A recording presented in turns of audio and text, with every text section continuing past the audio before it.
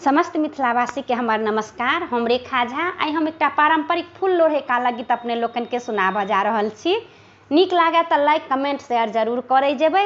जे क्यों हमार यूट्यूब चैनल ने सब्सक्राइब केने छी से अवश्य कह दे जइयो। जय मिथिला।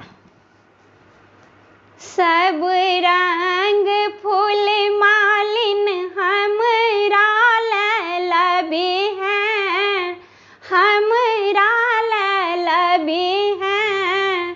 गिरिजा पूजन हम जेबै गे मालिनिया, गौरी पूजन हम जेबै गे मालिनिया। सब रंग फूल मालिन हमरा लबी हैं, तो हमरा लबी हैं।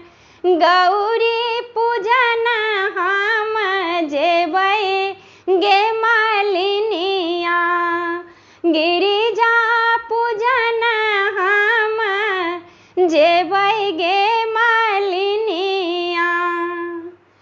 बेली फूल लबी हैं, चमेली फूल लबी हैं।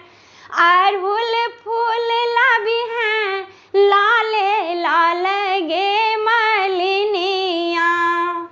अड़हुल फूल लबी हैं, लाले लाल गे मालिनिया।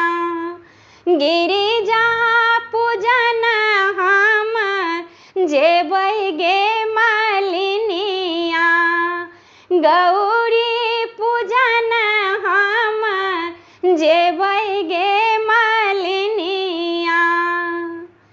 केरा फल लबी हैं, नारंगी फल लबी हैं। अनार फल लबी हैं, लाले लाल गे मालिनिया।